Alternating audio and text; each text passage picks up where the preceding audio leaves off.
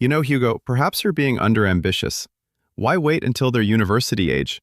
Why not go all in and try to indoctrinate them when they're as young as possible? Interesting. You're the second person to say that to me this week. Stavros Grinder also seems to think that the younger we catch them, the better.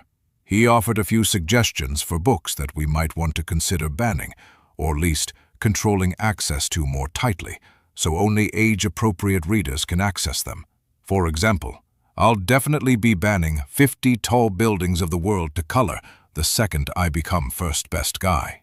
You know that's a coloring book, Hugo. What on earth could be offensive about that? The book has to be banned, Troy. It's pure and utter filth. I repeat, it's a coloring book, Hugo. A skyscrapers-themed coloring book. What possible reason could there be for banning it? Are you some kind of devil-worshipping pervert, Troy? Here, just look at this one. It's disgusting. That's the Pepino in Spot's capital, Keynsham. That's Keynsham. Keynsham. What on earth is disgusting about that? Costes, bring me my crayons. Costes, where are you, man? My crayons! Now! So, sorry, sir. I had to gather them up from your desk, and one of them fell behind your drinks cabinet, and I just couldn't reach it. Tell me it's not the pink one, Costes. No, sir. I think it was the periwinkle, or possibly the duck egg blue. The pink one's here. Good. Give me. Now go. Of course, sir. Wait a moment, Troy. I just need to quickly do this to prove my point. No hurry, Hugo. Take your time. Damn it, man, you've made me color outside of the line. Oh, nothing I can do about that now. But look, Troy, see? Doesn't this make things look very different? Well, yes, it does, but that's because you've colored in the Pepino using your pink crayon. It's a dark, somewhat metallic blue in real life. I don't care what it's like in real life. In my coloring book, it's pink, and it looks just like a huge, monster-sized wang. It's filth, Troy, the devil's work. Would you be happy for your children to color this in? Yes, of course I would, Hugo. They wouldn't ever dream of coloring it pink. Even my 4-year-old knows the Pepino is blue. Are you suggesting your child is somehow smarter than me, Troy? I don't recall your brat starring in all 4 seasons of Sheep Pit as one of the brilliant, successful, and ever so good-looking entrepreneurs. Anyway, forget your mentally challenged children and focus on the dangers such books present to society. We need to be strong and be prepared to ban all of the evil books that threaten to destroy our civilization. Okay, so along with 50 Tall Buildings of the World to color, what other books should we be banning?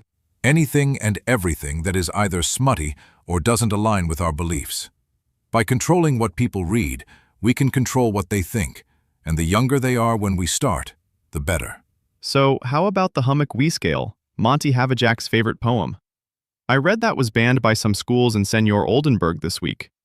The underlying message is one of love, equality, and unity, so it's hard to understand what those banning it could have found so offensive, other than Havajak liking it and the fact that it was written by a young plaid woman. Surely I don't need to repeat my views on unity and equality among the losers, Troy.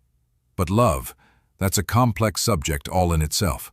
Don't educators have a responsibility to ensure that such deep and sensitive topics are introduced to our young people at a suitable age? So how do we decide the right age then? One of your opponents for the National Party ticket, Happenstance Blagger, wanted to raise the voting age to 25 years old. Should people be 25 years old before they can read a sex scene in a book, Hugo? It depends how sexy the scene is, Troy, obviously. How sexy? How on earth do we measure that? That's easy.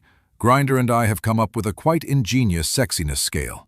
For example, in Harry and Sally Go to Sunday School, that highly charged scene where Mrs. Oldywoldy explains how the virgin birth happened and Sally sits at her desk and crosses her legs would probably be a 68 or perhaps a 69. So, suitable for more advanced 14-year-olds, but for safety's sake, probably best that we restrict it to 16-year-olds and up. However, what about the scene in Harry and Sally Go to the Farm, where Sally rides a donkey?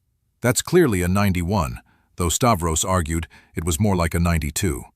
Regardless, how can anyone argue that the complex sexual themes and questions raised by that degenerate behavior are suitable for anyone under 21 years of age?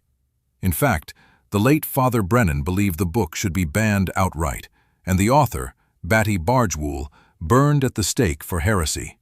That certainly sounds like the late Father Brennan. For once, I can't agree with him, though. To me, Batty looks like she has the perfect skill set to be director of the Federal Bureau of Idiocracy. I'll take your word for it. But regarding Sally riding the donkey, don't you think... Oh, it's no good. As much as I want to question your understanding of that part of the story, I just don't think I'm emotionally equipped for that conversation. Still, haven't you ever thought, Hugo, that maybe the problems don't lie in the books, but rather they lie in the wonky minds of those who want to ban the books? No, Troy, I haven't. And you don't think this all seems a bit puritanical? If the universe wanted us to be happy... No, what am I saying? I mean, if God wanted us to be happy, He wouldn't have given us the ability to cry. So no, I don't think it's a bit puritanical. We can also cry tears of joy, you know? I remember seeing that video of you giving the commencement address to Hovell University's class of 4160. When you sat down afterwards and accidentally released the brake of Provost Harlebian's wheelchair, causing him to roll off the front of the stage and land headfirst in the front row. You were laughing so hard, the tears were literally streaming down your face. No, really, Troy, you misunderstood. Those were tears of shame at being the cause of Harlebian's hilarious misfortune. Honestly, they were. I felt like a real-life Mr. Legumbre. So you were expressing empathy for his situation when you dropped yourself onto the stage and then did what looked like an exaggerated impersonation of Harlebian struggling to pull himself back into his wheelchair, rather than actually helping him back into his wheelchair? You weren't there, so you don't know how it happened in real time.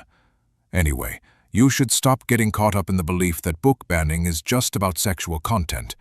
Clearly, it's a source of great distress for our friends and supporters on the religious right, and we want to do all we can to make them happy. If we do that, they'll do all they can to make us happy. However, once it becomes normal to ban books from circulation, we can concentrate on banning any kind of book that we don't like the look of. It's the natural expansion of taking greater control of the education of our young people. I'm guessing that Scrotius Dribble's newly released unofficial biography of you, Hugo Sensationist, the story of the scuzziest bar-steward politician and businessman ever, might just be one of those books you want to ban. Don't you ever mention Dribble's name under this roof, Troy. I swear, he'll rot in prison for the rest of his days once the losers elect me first best guy. And that's if he's lucky. Well, based on all of what you've told me and how you intend to treat the losers as a whole, he may be one of the luckier ones. At least he'll have a roof over his head and won't have to worry about where his next meal is coming from.